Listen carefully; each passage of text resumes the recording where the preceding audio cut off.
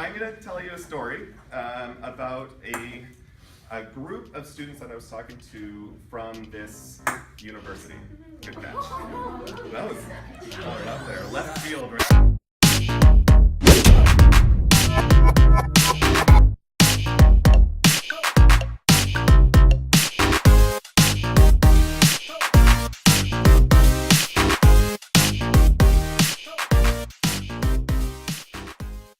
And it was a group of digital design and web design students. While they were just bumping up against graduation and kind of had the world in front of them and they were about to have their credential, they had all clearly just started to realize that it was going to be a little bit harder than they had thought to get a job. They had just started to notice the competitive nature of the marketplace that they were getting themselves into.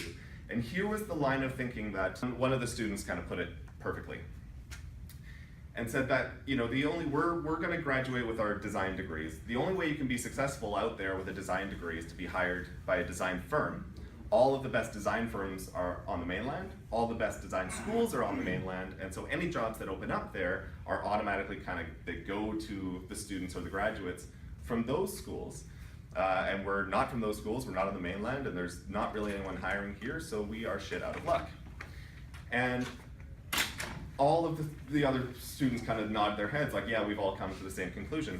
Somehow it had been ingrained in their minds that the only way you can be successful with a design degree is to be hired by a design firm. And that's ridiculous. That's absolutely not true. And so here's the strategy that I gave them 3 years too late, because they were bumping up against their graduation, and while what I told them was helpful, it would have been much more helpful at the end of their first year rather than the end of their fourth. So imagine that you're a design student here at VIU, and you've just come to the end of your first year. So at the end of your first year, you now know more about, say, web design, if it's a web design course. You know more about web design than the average person out in the market, the average business owner, the average senior manager. You know more than they do, which is a nice thing to have. It's like staying one piano lesson ahead of the person you're teaching piano to. Like, it's a reasonable strategy. And so here's what I would do in that position. I would go onto my friend Google and Google Nanaimo, because I like Nanaimo, and I'd pick an industry. Manufacturing.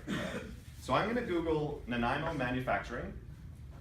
The companies that come up on the first page of Google clearly have done something to get themselves on the first page of Google, meaning they're willing to invest something into SEO, meaning if you're going to pitch something to them in web design, they're at least open to the conversation. They've invested before, and you know that by virtue of the fact that they're on that page, and that's a really good thing.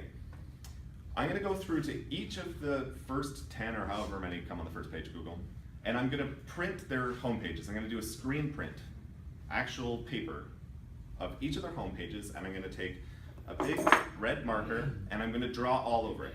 For each one of them, I'm going to say, your call to action should be over on this side. You know, you have too many menu items, it's kind of confusing your visitors. Your call to action button is green, but the whole aesthetic of the rest of the site doesn't really match that. It doesn't look very good.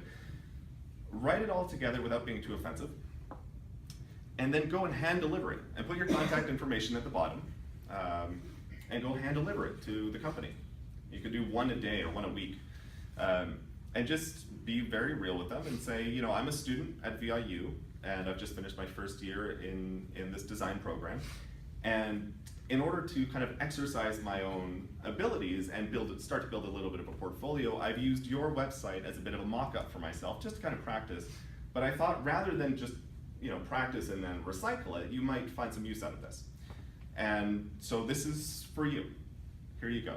You're welcome to, you know, bring this to your web administration person. If you need any clarification about some of the points I've made, my contact information is at the bottom. But that's it. I hope you have a great day, and thanks very much. And do that every day for 3 years.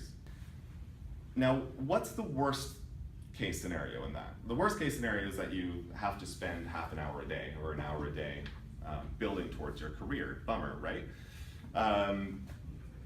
The best case scenario, actually there's lots of best case scenarios, but let's go back to the students who were saying that, you know, we're shit out of luck because all of the Vancouver students are better than we are, and the schools are better, and the jobs are there, and so we don't have really any job prospects.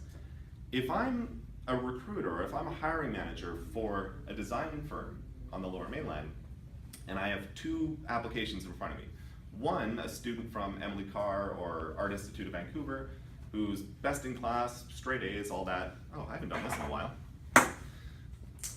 Oh, you've got two. I have the same angle every time. Maybe pass that down. And I have another applicant from Nanaimo. And that applicant, and it's VIU, I don't know if I've hired anyone from VIU, but this applicant has been out there pounding the pavement for 3 years, talking to potential clients, building up their skill set for making mock-ups on the fly, and doing all of these things, managing client expectation, probably doing a little bit of freelance work, because I promise you, if you do this for 3 years, someone's gonna hire you, even if you don't ask them to. It's just a numbers game, especially if you do a good job. And it's very, very likely that that hiring manager will hire you. And so this whole poor me, I'm not at the right school, I'm not in the right town, they're not looking for me, it doesn't really work in a competitive marketplace. It is poor you if you've left it up to the fact that I went here and they went there, and you really have a lot more power than that, I think. Actually, I know, because I've been in that position. And so what's the point of all this?